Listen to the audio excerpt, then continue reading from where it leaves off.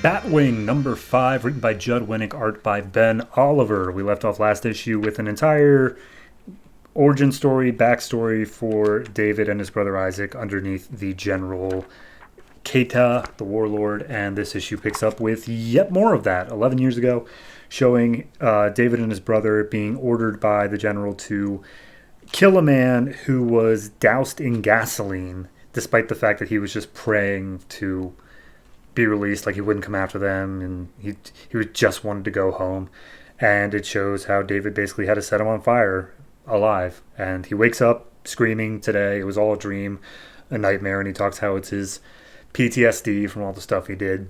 And it used to be like waking PTSD, but then it moved on to just during his dreams, and now it's more infrequent, but it does still come at least once a week. So he goes down into his bat cave, and Matu's down there and asks whether or not he slept well. And he's like, I didn't sleep well. And he's like, well, do you want to talk about it? He's like, I have already talked to you about this stuff. Why would I need to talk anymore? He's like, because it might make you feel better. But if we're just going to be deflecting tonight, then all right, here we go.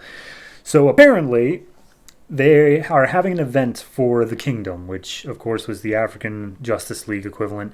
Their home base, which they called the Citadel, it's been empty and sealed since the team disappeared, but now via funding between, I think we'll get names later, but funding between a couple rich billionaires, they are turning it into a museum to represent all the good things that the kingdom did for Africa.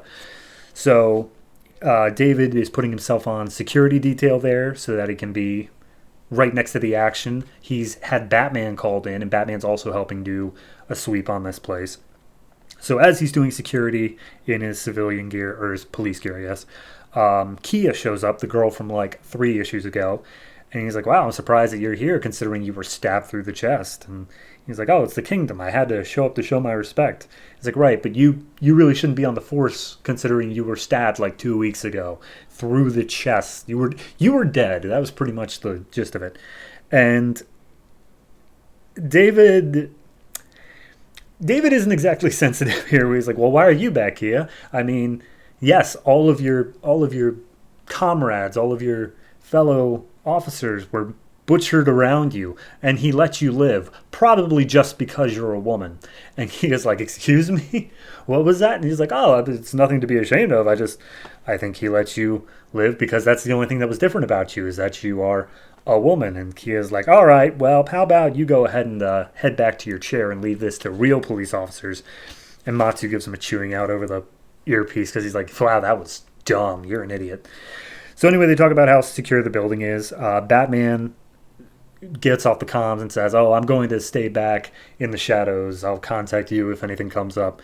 But that's mainly because now currently walking through the building is Josiah Cohn, who's one of the people who funded this place, along with Bruce Wayne, who's there. And they're talking about how good the kingdom did and blah, blah, blah, and why Josiah's interested.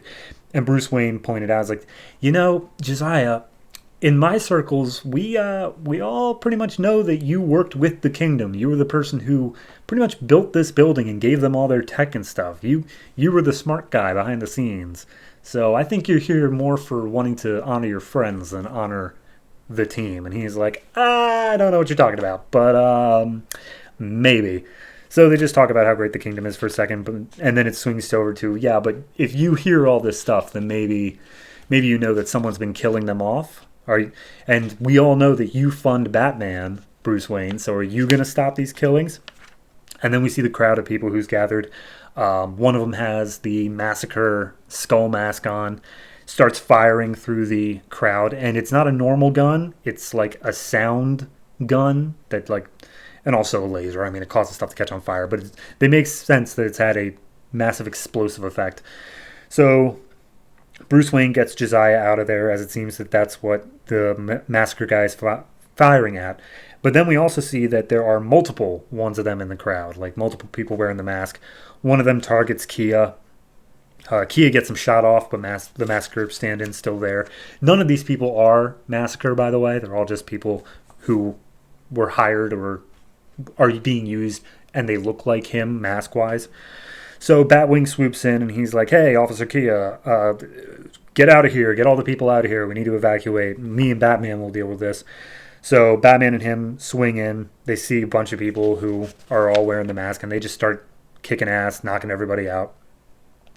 And then eventually one of them makes a call over a headset that says that the area is clear once all of the people are out of the building. And then they feel the ground shake beneath them. And Batman puts two and two together that they are literally demolishing the Citadel. They are burning it to the ground. But they didn't want any actual human life to be lost. Like none of the civilians. They were doing this once everyone was clear. So they set off the explosives. The entire kingdom, or the entire Citadel comes down. It was set out in rural Africa so that they could be away from like cities for this exact situation. So nobody's hurt around them. Everyone made it out fine. It was strictly just to tear down this symbol of the kingdom. And at that point, Batwing manages to grab one of the people by the head, just smashes his skull against the ground, and just starts screaming at him, or he's going to rip his eyes from his head. Eventually, the plan's revealed that, he hired us to do this. We were waiting until everyone was gone, blah, blah, blah. And he gets the headset, like the cell phone that was connected to it. He hits redial so that he can call back Massacre. And Matu is tracing it back in the cave. And he sees that Massacre is all the way in Egypt, in the city of Giza.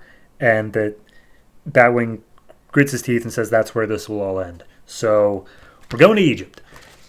I like this issue just in terms of I like how it gave a bit more character development for David with the Kia thing. Also, there was some narration in there of like how he welcomes the rage of what's going on and stuff like that. Like, I don't know, give some character development there. I like how they treated Batman in this, where he is more experienced. He's running a bit more of the team, like not the team, but like the operation, I guess is the word I'm looking for. But I think the biggest part of it is the fact that this guy is not just going after like killing out off the kingdom members. He also is just destroying everything they stood for. Like he's just destroying what is now a museum. So no, I like this story as it's moving so far. It definitely gives a lot of traction because it was a huge building. My only complaint is the fact that we didn't have this set up beforehand. Like we introduced it and destroyed it in the same issue. So it just feels kind of cheap of like, look at this magnificent... Okay, it's gone. It's gone, and you're supposed to feel things about that. But no, overall, fine issue. I'm going to go ahead and give it a 7.